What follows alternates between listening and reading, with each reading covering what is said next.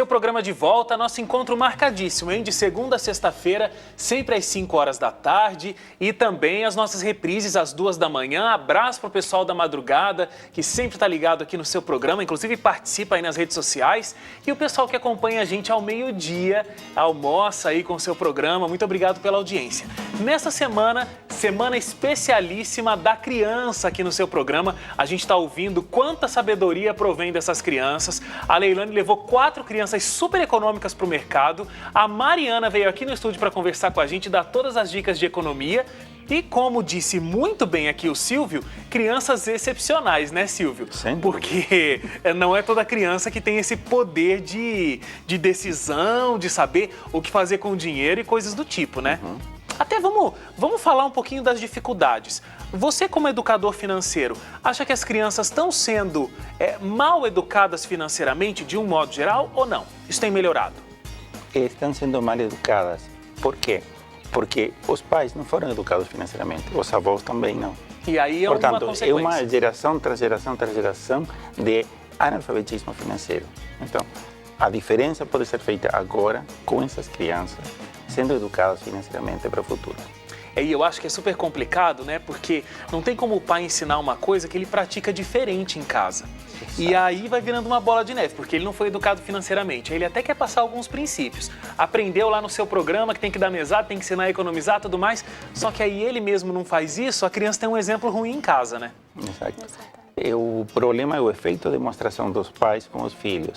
Essa fala dos pais, meu filho é consumista. A primeira pergunta, e você? O que está acontecendo em casa? Com quem que ele aprendeu, Com quem né? ele aprendeu? Porque dificilmente ele aprendeu na TV. Porque falam muito, a propaganda para as crianças. Tudo bem, mas a propaganda pode ser informação, se a criança for educada financeiramente. Ô, Andressa, com que idade você acha que a criança ela já tem capacidade de compra? Olha, hoje isso começa bem mais cedo, né? Desde os 3 aninhos a criança já começa a pedir coisa para os pais, exatamente pela influência da mídia. Então esse é exatamente o momento ideal para os pais começarem a trabalhar a questão do dinheiro com a criança, de maneira prática, como exemplo de levar no mercado, na padaria, ou mostrar a compra do material escolar. Então hoje começa muito mais cedo, né? Agora, e se a criança não se comporta tão bem com um dos nossos anjinhos aqui do seu programa de hoje? Se a criança não reage bem, por exemplo, no supermercado? É verdade. Então, a criança precisa receber essa orientação antes de sair. E está sendo gerado isso nela, o hábito de ver a questão do dinheiro, que tem um objetivo, que tem ali na atividade foi bem interessante porque eles foram com uma lista preparada. Então é interessante o pai também preparar essa lista, mostrar para a criança, olha, a gente está indo, a gente vai comprar isso, destinar um pouquinho para o docinho que ela quer, para alguma coisa que ela quer, com certeza também. E deixar ela escolher faz parte. Faz parte. Muito bem. A gente falou sobre mesada no bloco anterior e como é importante que a criança tenha essa mesada, porque ela vai ter um parâmetro, né? De o que ela pode comprar, o que ela pode economizar, quanto ela precisa economizar para conseguir comprar determinada coisa. E a minha pergunta é a seguinte: o que o pai deve prover e o que o pai deve incentivar que o filho compre segundo a sua economia? A gente pode fazer essa divisão? Por exemplo, a criança quer um brinquedo. Quem deve comprar esse brinquedo? O pai ou a mesada? Para trabalhar essa questão do brinquedo, é bem interessante incentivar, encorajar a criança a comprar com o dinheiro da mesada, porque aí ela passa a poupar tendo aquilo como objetivo. Então, o dinheiro dela tem um destino, ela sabe que ela precisa poupar para alcançar aquele objetivo. Não que o pai não possa mais dar dinheiro ou brinquedo para a criança, mas é um ótimo incentivo para a criança aprender. Né? E aí as necessidades mais básicas, alimentação, material escolar, claro que é responsabilidade dos pais. Mas é bem interessante incentivar, começar dessa forma. Concorda, Silvio? Concordo. E o desafio maior nos programas de educação financeira nas escolas. Quando as crianças começam a poupar e tem seu porquinho ou sua garrafinha PET para juntar as moedinhas, o pai pergunta para o filho, qual é teu sonho? Ah, meu sonho é aquele carrinho. No dia seguinte o dinheiro está dentro do cofrinho. E a criança não vai fazer o processo para conseguir separar. Olha, esse é meu dinheiro, eu vou gastar uma parte e vou guardar outra, como a Mariana está fazendo. Você tem essa experiência de ser educador financeiro na rede de escolas adventistas, né?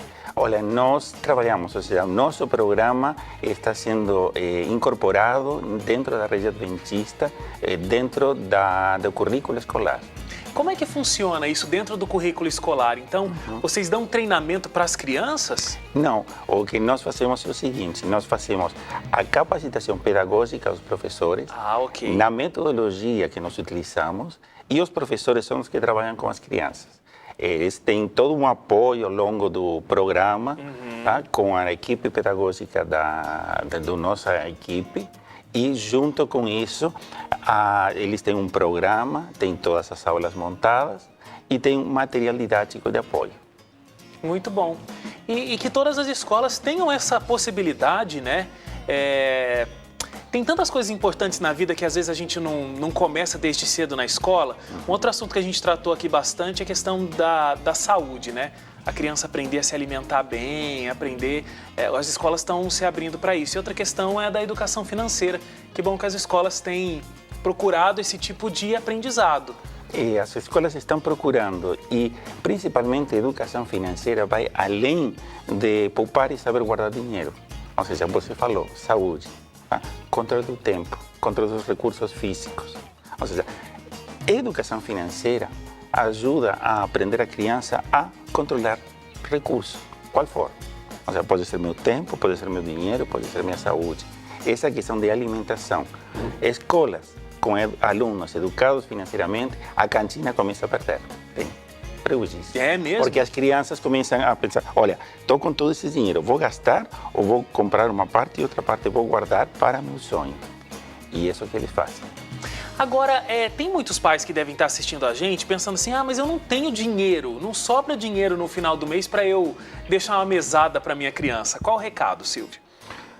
Olha, o recado para os pais, diagnostiquem, saibam quanto dinheiro está entrando, em que está sendo gasto. A partir daí, vocês vão conseguir saber quanto podem passar para as crianças. E que a criança saiba, você vai ter tanto para esse período de tempo e esse dinheiro não é para ser gasto. Esse dinheiro é para comprar alguma coisa e para alcançar teus sonhos. Isso é que vai fazer a diferença com eles. Pois é, e o dinheiro que vai ser gasto normalmente aí com a criança para o lanche na escola, saiu e quer um brinquedinho, é só transferir, não é você que dá, você dá para a criança, né? E aí a criança vai saber comprar ou não. E você falou uma coisa muito interessante, que a criança começa a aprender a economizar, a cantina vai perdendo. Porque se o pai fala, olha, esse aqui, compra lanche. Agora, se o seu lanche vai sair da mesada, a criança vai ficar esperta também, por causa do sonho, por causa do objetivo que ela tem. Comprar boneca nova, comprar a viagem. Então, a criança vai poupando aquele dinheiro, tá dentro da família, né?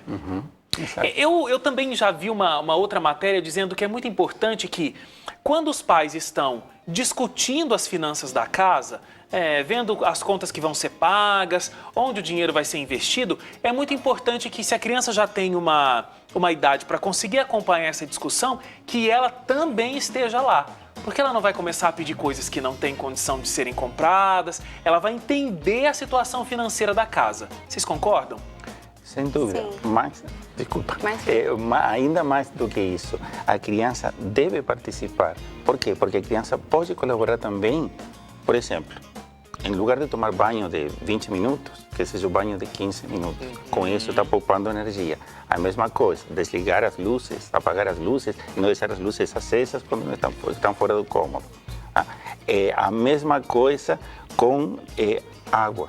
A mesma coisa com até com os úteis escolares, que muitas vezes a criança tem uma caneta, não gostou, deixou de lado, pegou uma nova e continua. Tá? Tudo isso ajuda a que a criança sinta que está colaborando com as finanças da casa, e isso gera comprometimento. Muito bom.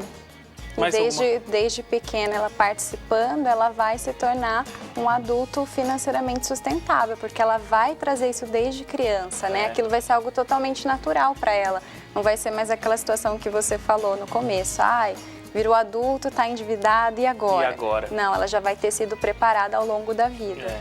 E você sabe que eu conheço pais, inclusive, que nessa história de lista de material escolar, porque é uma coisa que é caríssimo, né? No começo do ano, conseguir dar conta da lista de materiais escolares. E as crianças, às vezes, querem tudo, querem a lancheira top, querem a mochila top, o caderno da princesa não sei o que e tudo mais. E eu já vi pais que fazem o seguinte, olha, eu vou comprar isso. Você quer o caderno da princesa? Então vai sair tanto da sua mesada. E aí eles vão negociando com a criança. Eu acho isso fantástico, a criança sabe quanto custa esse a mais, quanto custa essa marca, quanto custa esse personagem. É fantástico, né? Essa negociação aí entre famílias. É muito boa, é muito positiva mesmo. Gente, muito obrigado pela participação de vocês, foi fantástico, viu? Obrigada a você. Muito obrigado, parabéns pelo trabalho que vocês desenvolvem aí com as crianças. Muito obrigado. A gente fica por aqui hoje, mas amanhã continua a nossa Semana da Criança. O assunto amanhã, pais de plantão, fiquem ligados, a gente vai conversar sobre birra. Pois é, será que você está sendo vencido pelo cansaço aí? Será que você está sendo extorquido pelas suas crianças, manipulado pelas suas crianças? Esse é o nosso assunto de amanhã que está imperdível. Você vai conhecer duas figurinhas, Caio e Cauana, e vão estar aqui para contar quais são os métodos deles, inclusive, para lidar com os pais. Não vai perder o nosso encontro amanhã ao vivo, às 5 horas da tarde. Um abraço para você, fique com Deus e até lá. Tchau, tchau.